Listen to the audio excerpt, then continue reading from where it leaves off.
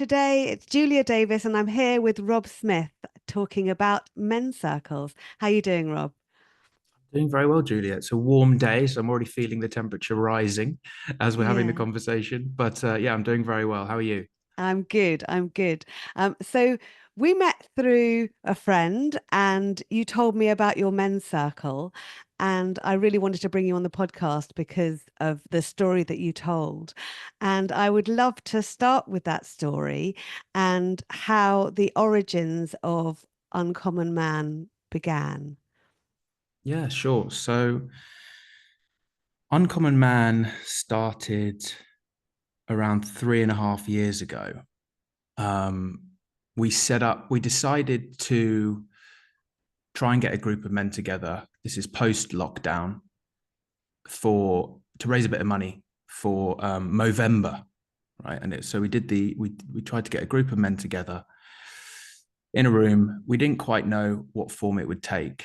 And it's gone from there, really. But prior to that, there was quite a lot that happened that led to myself, Mark, and Josh, who I run Uncommon Man with, feeling comfortable um, and feeling like it was something that we wanted to do.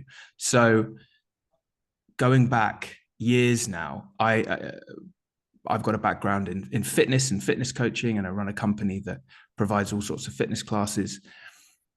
And when you're coaching someone with their fitness, often a lot of other things come out. You know, they're talking about how they're doing in terms of their energy, in terms of their relationships, because it all ties into training and how they eat. And so I was becoming a lot more interested in mental health and personal development in all its aspects. And I remember thinking of this idea for this class that would combine movement and also conversation. And the name, I think, was SULK, which stood for Stiff Upper Lip Club, which was a pretty terrible name, but you get the idea behind it. And during that period of time, I was experimenting with friends. So I was sort of like seeing if we could do like a few sets of push-ups to kind of get the blood flow going, and then we'd have a conversation. You know, one of us would speak for 2 minutes, then the other one would speak for 2 minutes about something we found challenging, and then we'd do a bit more exercise. And so I was going through this process of experimenting with how we can have deeper conversations, possibly integrated with movement. And then lockdown happened, and that affected a lot of people in many ways. And I had someone very, very close to me who was seriously struggling with their mental health. And I was trying to support them as best I could. But through that process of lockdown, supporting a few people, this friend in particular, um, I realized that I really needed some support myself. So I found this online men's group. I can't remember how I came across it. I think it was an Instagram post or something like that. There's a great coach and speaker called Pat Divilly, who you may have heard before. And he was running this online men's group. And so I signed up to this. I'd never done anything like this before.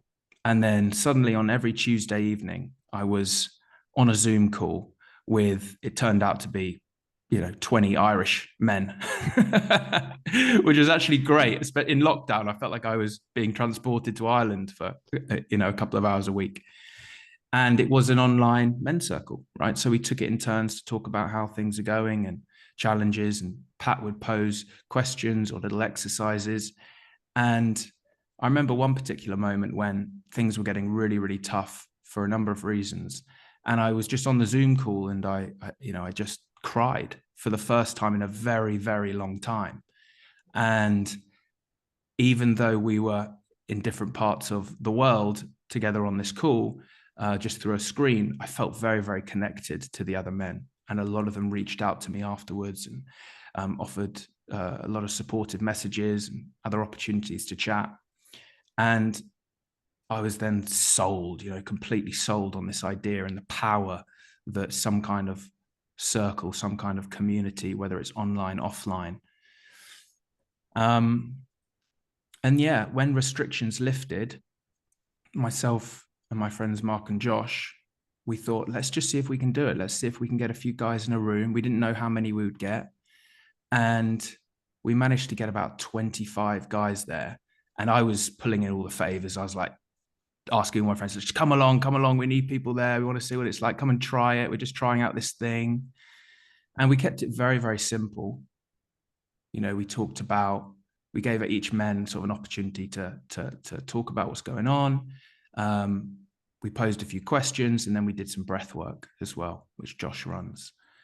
And then we've been doing it every month since for 3.5 years. Mm.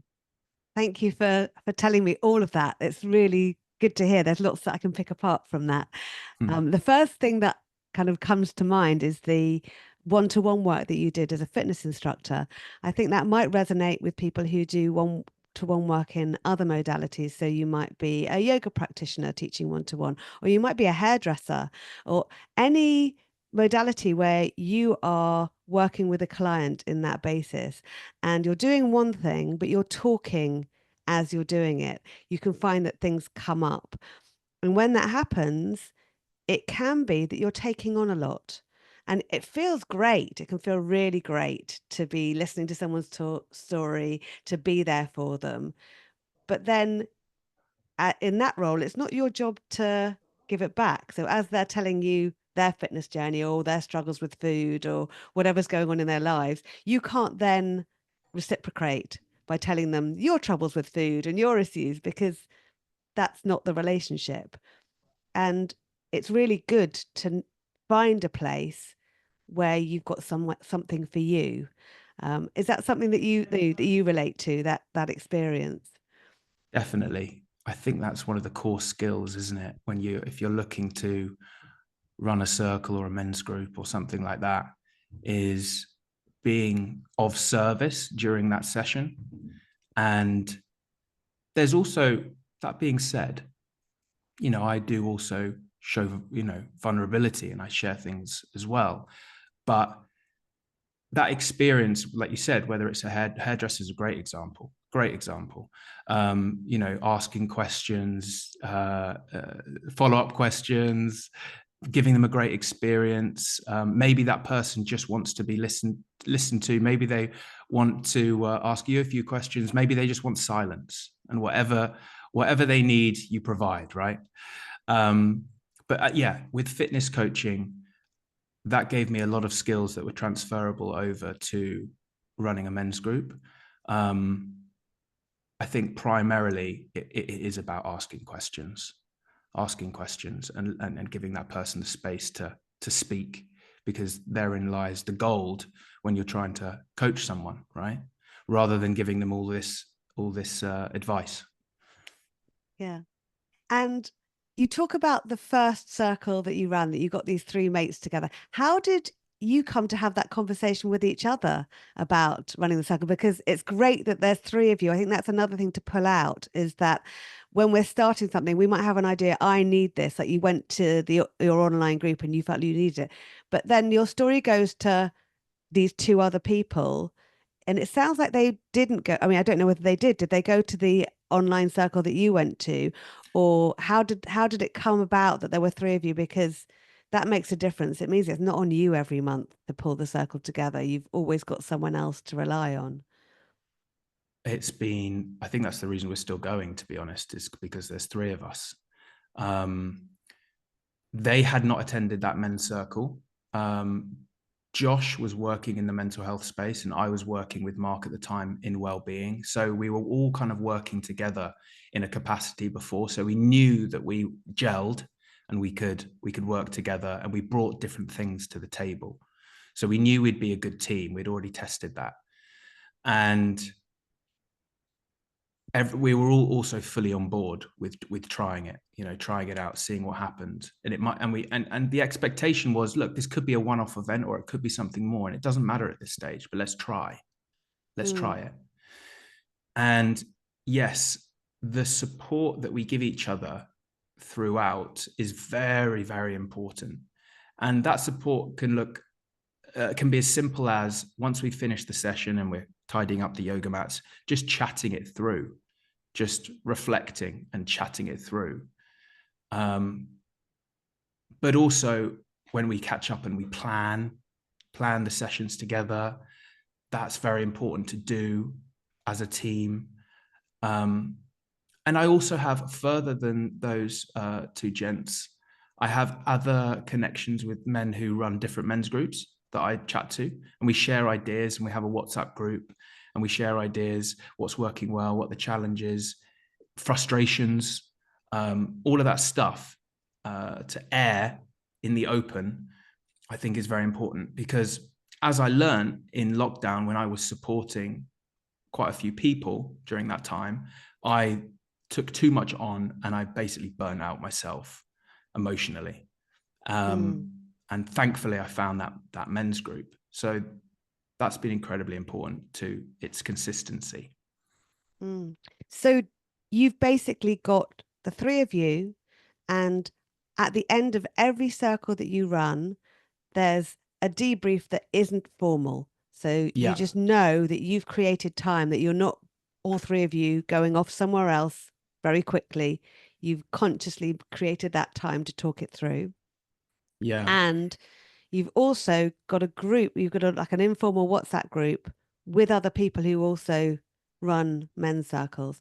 I think that's really helpful to point out, because we can embark on a journey by ourselves and really love it, find it really nurturing, but begin to kind of, I don't know, maybe dread the idea of actually having to formulate it for the next month because you haven't got the time to. Or there can be some other thing that gets in the way of making it continue to be an enjoyable experience. But collaboration is what can be a really, really useful thing. I'm thinking about the circle that I run at my studio. I do run it myself, but what I've done with the people who've come along is I've got everybody involved. So every time we run the circle, there's somebody else who's got a skill set that's doing something. And they don't need to know they've got a skill set before they come along. You kind of just find it and see whether they want to do something. And then that takes the weight off of me because yeah, I'm collaborating with a different person each time. I love also you said that you began the circle with Movember.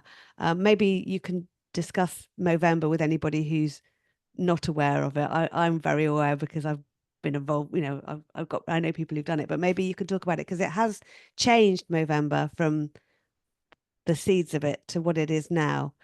So maybe you can talk about, why you chose yeah. Movember.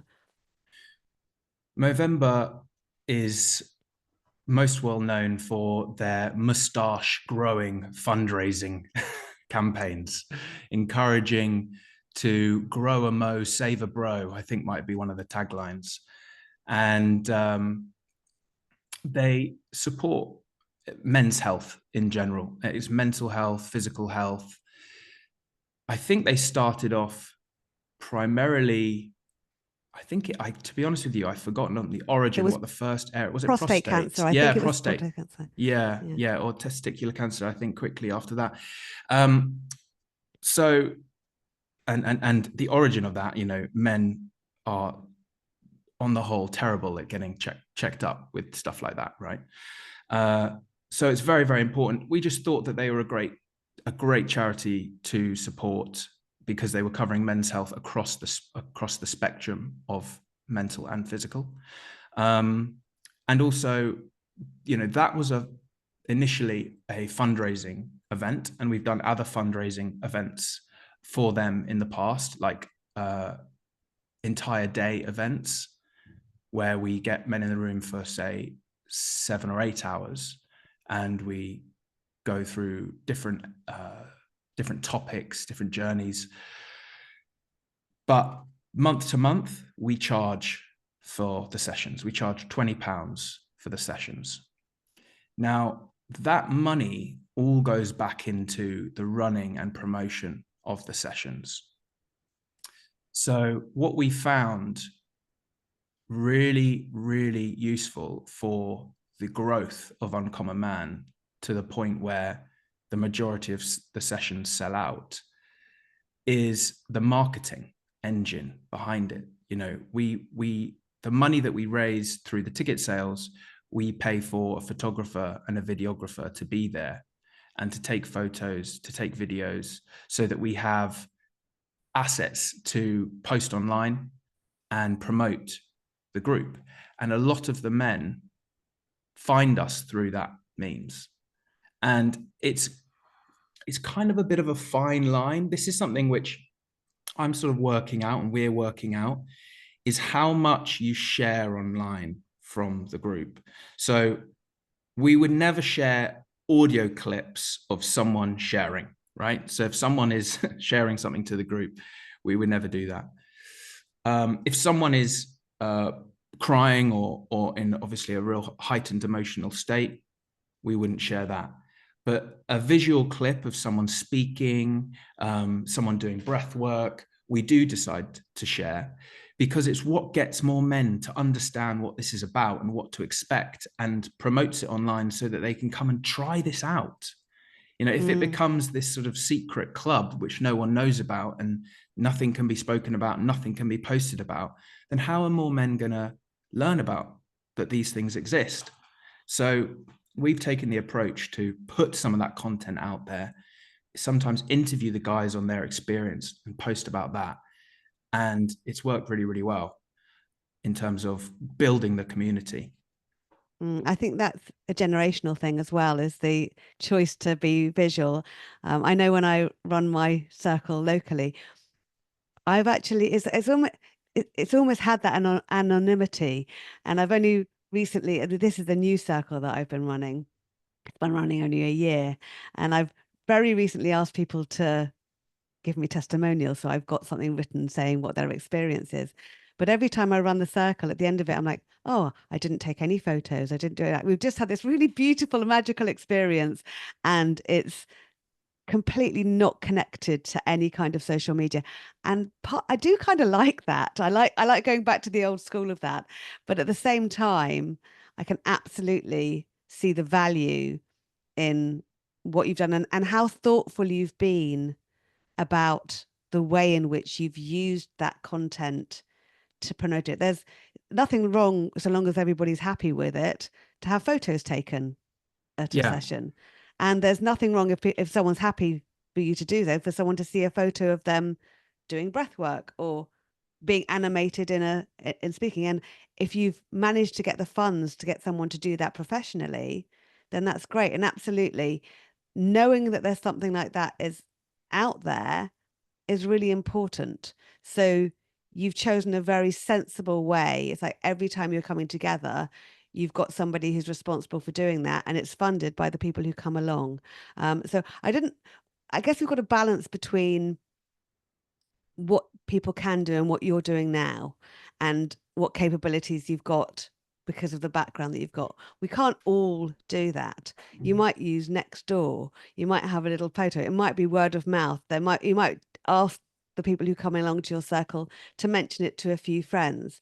There are ways and ways of promotion, but what people might want to do is take a look at what you do. And if you're in that world anyway, there are so many more people now who are savvy in social media and are using it. They can look at what you do and see whether that's something that could work for them. And it's really good to hear about. Exactly. And to your point of you run a session and you get to the end and you go, oh, I didn't take any photos. I think that's from your perspective the right approach, because you are fully immersed and there in, to run the group, to be part of the group. So that's why we took the decision to bring in someone who is just focusing on that. So we don't have to worry about it. We just get the photos and the video clips at the end of it. So it might be that on a smaller scale, that is asking a friend to come along with their camera phone and taking a few snaps and clips. So again, you can still be fully engaged. What we always do at the start is we say, we have a photographer and videographer here. They're going to be taking some photos and video clips of the day. If you don't want to be featured in any close-ups, like we can't cut you out of group shots necessarily, but if you don't want to be featured in any close-ups, let us know at the end and we'll make sure you're not included. So they know that they're like safe in terms of there's nothing going to be posted online without their consent. But yeah, it definitely does help. To your point about sort of you were talking about the space, weren't you? The physical space that you actually operate in. I think there are so many spaces out there, very nice spaces, that would love to support this type of work. And often this type of work happens in the evenings. So office spaces that don't, that typically are empty in the evenings, they'll have 24-hour security. So there is still someone who can come and let you in and make sure everything's all fine. It's like, if you don't ask, you don't get. I think you kind of got to go out there and ask some spaces, speak to them, cafes, co-working spaces, offices, see what's in your local area and get talking to people and just say, hey, look, this is what I'm looking to do. Just wondering if you had an evening where we might be able to use the space and you could support, this community in that way. You'll get lots of no's and you might get a yes. Yeah, I mean, I'm thinking about people who are actually responsible for that in human resources, the diversity and inclusion. Mm. They often have a budget for that, and there are ways that those groups get together, but then not. It's amazing how you can see the support that there is within organizations. But if you actually drill down and say, have you got a talking and listening circle? Is there a space where you're not doing it for the purpose of having a lecture series or teaching people things or promoting a particular thing in work? Like, I guess the goal driven stuff is really focused on in DNI, and the people stuff maybe not so much. And mental health spaces, there's often a therapist or the opportunity to experience therapy within the workspace, but that therapeutic experience of being with others, I don't know how often that actually happens. And you're right, the spaces are actually there. What would it be like if it wasn't about going to the pub after work once a month? It was about doing this. Yeah, I completely agree. And the place to start is to just see if you can get a group of friends together. And you will, especially with men, you'll get if you say you put it out to your friends' WhatsApp group, say, guys, I'm thinking about setting something up. I'd love to just see if we can all just have this conversation. This is kind of what it's going to entail. You'll get some jokes back at you. Who cares? And that's how if the men are feeling uneasy about it, often they'll come back with humor. Um, and that's actually another point with humor as well, especially with men's groups. It's incredibly important to have jokes and humor and lightheartedness in the session. Otherwise, it can get very, very deep. And that's fine. It's good to go deep. But also it's really good to have those moments where there's, I think it's called like, comedic relief or something, in a horror movie or something like that. There's the tension, and then there's the relief. And you need those moments throughout a session. So yeah, that's incredibly important. So if you are getting a group of friends together, you're allowed to have a laugh. You're allowed to make a joke. People will, that's absolutely fine. It's part of it. But can you get guys to just chat about what's going on uninterrupted for a couple of minutes each? That's the starting point. Yeah, I think you're right. It's when the thought of the circle comes up, you might say, well, the reason why I started is because I had a friend who was in deep trouble, or there was something really desperate happening. But actually, alongside the tears, there's often a lot more laughter. And it's about the buildship of friendships, and friendships you might never have imagined having it happening because you'd never have got to know those people. Yeah. What I'd love to ask you about, because I'm very used to circles that are quite small. And if I'm running large circles, there'll be people will be put into much smaller groups. So how does it work in person having 25 to 30 people in a circle? That feels like a big circle. And, maybe talk a little bit more about the structure of the circle, how long the circle is, how it works with that many men. Yeah, cool. So when the men arrive, it feels initially like a bit like you're meeting up for a sort of a social. There are some non-alcoholic beers in the cooler. There's music playing. We just want to make it not feel intimidating in any way, so that if someone has signed up, last minute, not knowing what to expect, or they've been brought along by a friend, that they just feel relaxed as much as they can be, going to something new like this. And then the first circle is when we do the check-ins at the beginning. And sometimes we'll do a few agreements to start us off. Things like people just raising their hand in agreement that no drugs or alcohol here tonight. Anything that's shared with you tonight remains in the room and not shared with anyone else. And also just coming with the intention to listen and be present and not try and fix anyone or give unsolicited advice. So we make those agreements at the start. And then the first chance, I guess, we're standing in circle is when everyone just literally says their name and how they're arriving. So we have enough time to go through that, because that's literally either 5 seconds or 20 seconds at the most, you know. And we say, you know, we make a joke, guys, we've got to keep it moving. It's not a chance to go deep just yet. So we go around, and then we'll do some type of grounding just to get them out of work mode. Typically, they've been working in the day, and so we're trying to bring them into the body a bit. Could be breathing, could be a bit of movement. And then we will go off in groups of threes. So we use threes rather than pairs. We used to do pairs, but we've settled on threes as sort of the magic number.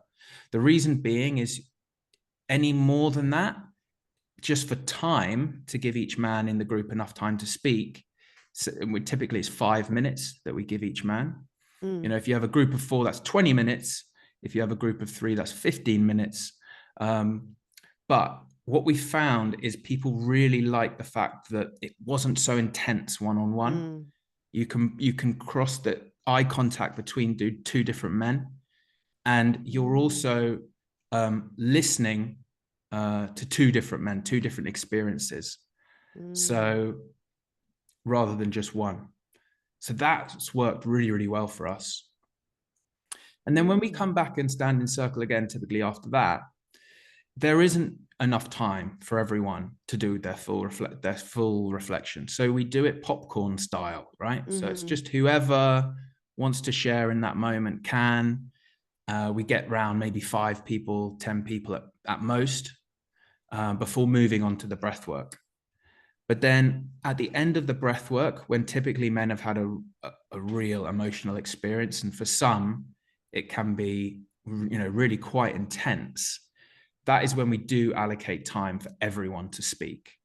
So we go round, and again, they haven't got necessarily loads of time each, but it tends to balance itself out, because one man might say, there's a guy that says basically the same thing every month. He goes, guys, I'm still feeling like I'm on another planet. So that's me, you know, and he'll sort of just pass it on.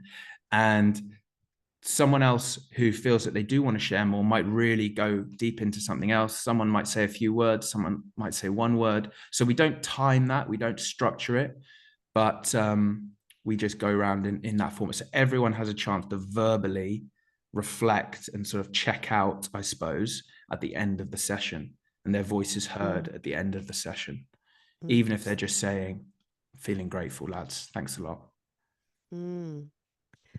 So I love that idea of threes. It's making me reflect on a retreat I went on where we were put into pods, and we had our pod of 3 that we Yeah. were in for the entire time that we were away together. Wow. And I hadn't really thought about what it meant to be in that 3 as opposed to being in a 2, because in the spaces that I create, often I'll only create a 3 when the numbers are uneven and we need to have a 3. But doing that intentionally, choosing to have a 3, I totally get that. You know, that it feels a little bit calmer or a little bit easier to not have one person really concentrating on what you're saying. It makes it feel like less intense to have that Yeah. experience. And also that you're building up a relationship with 2 other people rather than one other person. You leave that group having kind of made 2 friends, as it were. You know, it's often the case that the person that you've been put in a 2 with, you've built a relationship with that's bigger than the greater group. So that's a really lovely point. I don't think we've heard that on the podcast yet. So take that away, folks, and use it. 3 is a great number. And also, you talked about breath work. So that's something that happens at every month of the circle that you run. So that's unusual, I would say, And you've got a specific breathwork practitioner to run that aspect. So if you're interested in breathwork, then do listen back to Ben Beaumont's podcast, because his entire podcast episode is about hosting breathwork circles. But did you choose breathwork because you felt that that was an easier gateway through which men would talk? Where did that come from? So Josh Connolly is his full name, who runs the breathwork at each session. He had done a lot of online breathwork and he'd done his accreditation sort of at the start of lockdown. So the first Uncommon Man session was the first time he'd done it in person, which was really cool. And we do it every session purely because of the results that it gets. We find that the combination of having the group check-ins, the threes deeper work, and the breath work leads to the most amount of sort of clarity or emotional release or feeling of connection. And we have experimented a lot along the way. Like we have moved the breath work towards the start of the session to see what that's like. We have done more coaching exercises. We've played around with it, but we've kind of found the structure that tends to be most beneficial to the men that come. And the thing that we do at the end of the breath work, which is actually a little bit divisive in the men's community to some, is we end the breath work with an opportunity for everyone to scream. So there's lots of different views on how breath work should be done. And I think we can get a little bit caught in the weeds and trying to intellectualize it too much, when really we're getting in a room together and we're doing some breathing, right? Now, our style of it is we have loud music on. Josh is incredible at cueing. He's talking to the group all through the breath work. And it's not a calming, like down regulating breath work. Yeah. It's conscious connected breathing to music with emotion. Yeah. Because what we're trying to do there is give men the opportunity to release emotion. Yeah. The number of men who have said at the end that that was the first time they've cried in years, or the first time they've screamed in years, right? They've been bottling it in for so long, not feeling like that they can express that in a way. And now they're feeling they're in a safe space with lots of other men doing it. Yeah. That is extremely, extremely beneficial. Now, I sometimes will assist Josh on the breath work now. So I'll be walking around and I'll be checking people are okay. And if I see that they're breathing, they're holding it in a bit too much, I'll try and help settle them gently and get back into a rhythm. But for the first 2 years, I was doing pretty much every breath work. Yeah. And so I've made decisions in my life, big decisions based on clarity that I've had coming out of the breath work. Big decisions. The studio that I'm recording in at the moment came out of a breath work. Yeah. I want my own space. And I wasn't taking action, and I didn't have the clarity, and I was like, came out of the breath because I need my own space. Yeah. Okay, so I took the decision. I took a decision at the end of a breath work to give up alcohol for 9 months, which fundamentally changed my relationship with alcohol and improved my relationships with my wife, my friends, my family. Yeah. And that might not have happened if it wasn't for the breath work. Yeah. So you explore, you open up and you explore and you feel connected with these speaking exercises. And the breath work is where you really just go deeper and find clarity. And that's not through conversation. That is through internal sort of reflection, I suppose.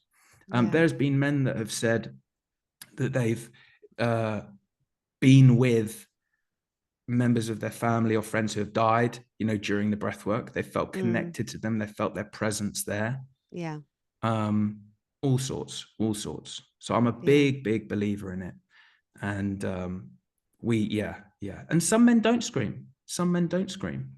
Some Yeah. men let out a scream of anger. Some men let out a scream of joy. Some men are giggling, kind of like, wow, like the kind of feeling sort of euphoric and wiggly and shaky. And it's all sorts of different types of screams, but it's like it's making the emotion audible, I suppose. Yeah. The word scream is potentially a little bit misleading. Yeah. Oh, I love a primal scream.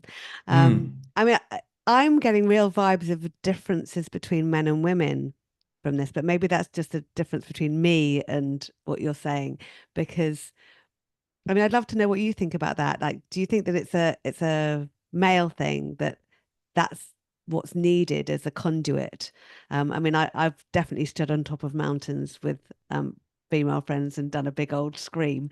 Um, but I found that in the women's circle that emotions come out quite naturally and in the flow of things rather than it needing to have the conduit of breath work to Yeah. occur. Possibly. I wouldn't be able to tell you because I haven't been in women's circles, so I haven't witnessed how it happens. But I would say is that Josh does run sessions with men and women, just breathwork only, and he says women scream just as much, if not more, than the men. Yeah. You Oh, I know, didn't mean that. I just meant the women are more likely to be able, like, outside of oh, connected breathing. Um, they're, to let out some yeah, emotion. exactly. Being able to go there doesn't. I mean, I'm, I'm a, I know about conscious connected breathing, and it's not a practice that works for me. Um, Mm. but that's, there are all sorts of reasons for that, and I've practiced yoga. There are other ways of getting there that some people might Yes. Oh, prefer. 100%. Um, Yeah.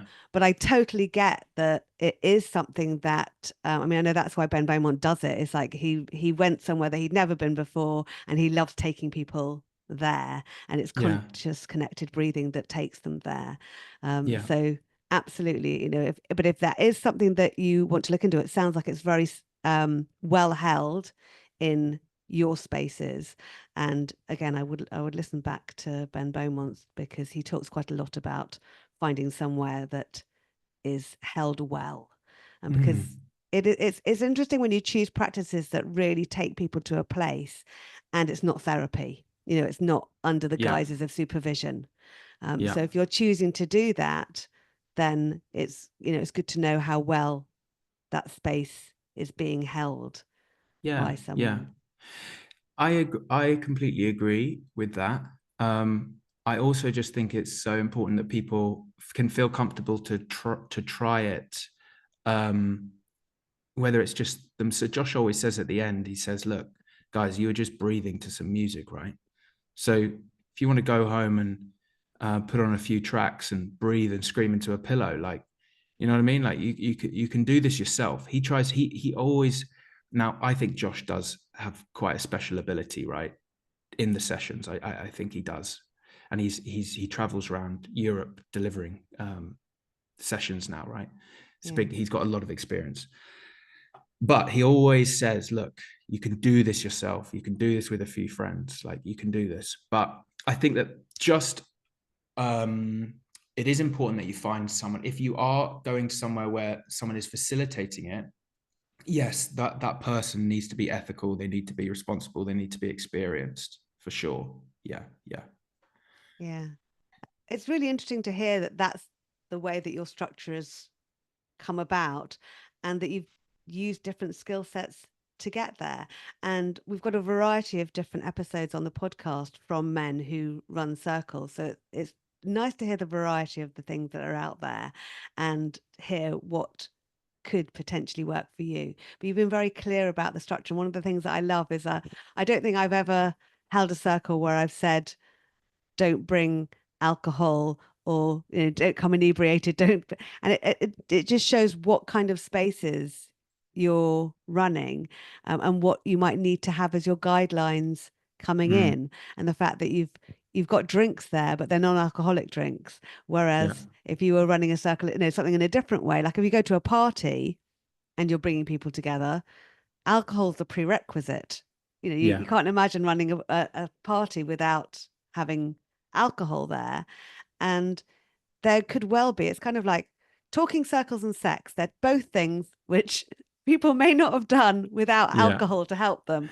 And the experience without alcohol is completely different. And it's something that it would be lovely if everybody could experience that Yeah. opportunity to be in a space without it. And I guess learning about natural highs, because that's what the breath work's really creating. It's a different state of being without using drugs or alcohol. Yeah. It's a big state change. It's a big state change. And back to your point about the variety, you've had multiple people here on your podcast that run men's groups, right? And there's variety in how they're structured. That is incredibly important, right? Just like with fitness, and I often use fitness analogies because that's my background. The important thing is that we're moving our bodies in some way, whether it's yoga, strength training, martial arts, right? It is less important.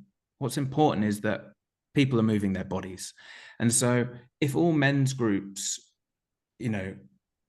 settled on some same structure, I actually don't think that would be some, ultimate same structure. I don't think that would be beneficial. We do ours in a certain way, and there'll be guys that come and it doesn't work for them, and that's absolutely fine, and they'll go and try someone else's. Hopefully we haven't dissuaded them from men's groups in general, but they'll go and try someone else's, and that vibe and that instructor will just fit with them or where they're at now. And some people will come from experiencing other men's groups and will come to ours and be like, this is what I've been looking for. And so I'm glad that people are doing men's circles and men's groups in different ways and trying different things. I think that's really important for the overall objective of getting more men into spaces where there aren't alcohol, where they feel connected, where they feel they can be listened to and they can share what's going on, that they're not weirdos, that they're feeling these things, that they're not strange and they're not the only one. That's the important thing. Yeah, I wanted to ask you because you've talked about moving from, for example, doing the breath work to helping facilitate the breath work. And it feels to me that maybe you've moved away from enjoying the participatory part of that circle as much because you're not getting to do the breath work. So, what have you got for you as you have begun to kind of step out of being part of that and into being more of a facilitator of that? Have you got, do you go to your own breath work elsewhere, or how does that work for you? Because it's nice to take part, isn't it? It's nice to be able to Absolutely. Yeah. experience it. And the way it kind of works with Mark, Josh, and I is we will take part in the sections that we're not facilitating. So we break it up. So Mark often does the grounding or like some kind of meditation at the start. I'll lead the reflective questions or a group coaching exercise. That's usually my bit. But again, Mark and I swap sometimes. But Josh always does the breath work. Now I did do the 2 years, like I said, of basically doing the breath work every month. And Mark and myself both do the breath work. Used to do the breath work every month, like I said. I felt after about 2 years, I felt that I had explored everything. I'd hit the seabed and I was now coming back up to the surface. And I actually wanted to have a little break from doing it. I felt like I had explored kind of everything in my past and what was going on to the extent that I wanted to at that time. And some very tough stuff had come out of it. And I'd shared a lot of things for the first time after the breath work, which was really beneficial. But you don't always want to be in that state. The other thing is Josh always says, oh, I'd love to be able to join you guys and do the breath work myself. And so one day I'd love to be able to lead one of the breathwork sessions at Uncommon Man. And so I'm kind of like just stepping in gradually, and potentially I'll run one in my style for maybe a bit of a shorter one. So no, I don't attend any other breathworks, but I support myself in many other ways. So I have often will be working with a coach. So I'll have someone who I'm checking in with. I'm still very proactive with having good check-ins with my friends. And so I will ask, and the way I'll often do it is I'll say, oh, we did this exercise at Uncommon Man and we asked this question. What would your answer be to that? And then so Mm. we'll just have a conversation around it. Um, and I'm very lucky that I've got a wife who I love and adore, and we have lots of open dialogue and support each other. So I feel like I've got a good support system where I don't need an additional breathwork practice at the moment. Mm. I love what you said about taking what you have in Uncommon Man out into the world. It's kind of, if you've got a practice, it helps you in the other parts of your life. So I see circle work as a practice, just as meditation would be a practice, or yoga or exercise would be a practice. We're practicing talking and listening and being open hearted. And then it's easier to have those open hearted conversations with friends, with family, with partners, because it's like we've been practicing and learning how to do it Yeah. in our circle space. So I love that you said that. Um, if you took yourself back to the beginning of your journey with creating your men's circle, so imagine that there's somebody, and it could be any person actually listening to this podcast, because I think a lot of what you shared is useful for all people, regardless of gender. But let's say you were talking to Rob, and Rob was thinking about running a men's circle. What would you say to him now? I'd first of all say why. Just check that what's the reason, what's the intention behind it. But I would say if Rob was asking for advice, I would say find someone that you can team up with, even if they're not facilitating, but they're just at the sessions, maybe helping organize some things in the background, right? Someone that you can team up with, check in with, reflect with, and start with the lowest barriers to entry model of where you're looking to potentially get it to. Maybe you're imagining this hall, full of 100 men, and great, amazing. But start with getting 3 people in a room, could be a living room, could be the park. And that's often where I met a lot of my friends to kind of explore this stuff, would be in the park. And come with a bit of a plan, do a little bit of thinking before it. And my first one that I ever did with a couple of friends was, guys, can we just try this thing? I've heard about it online. Speak uninterrupted for 2 minutes on something that's challenging you in life at the moment and something that's going well, something you're proud of. So we just did that. And I learned things about my friends I had no idea. I had never heard, right? Took the relationships to new levels just from trying. So just try it, give it a go, start small, and you'll either find movement creates feedback.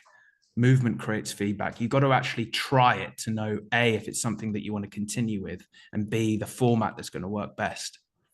Mm. But you can be mulling it over in your head forever and ever and ever, trying to come up with the perfect circle structure and this and that. You just got to start doing it. Yeah, thank you. So the message for today is start doing it. Get a few friends together. Don't overthink it. And themes don't need to be big. What's one thing that's going well for you at the moment? One thing that's a challenge. That is something that's really easy to do. So if you're going to take one little thing away from the session today and you're not yet part of a circle, you're just thinking about it, could you bring 3 friends together and say, I'm just trying out this thing. How about if we all spoke for 2 minutes about a thing that's going well and a thing that's a challenge? And that's your first circle.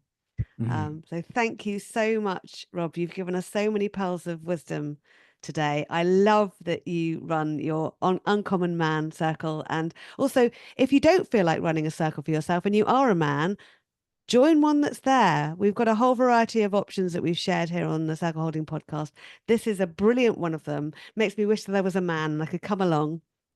Um, but thank you so much for joining me today. And I very much wish for you that Uncommon Man goes and continues to go on from strength to strength. Thanks so much, Julia. It's been a pleasure.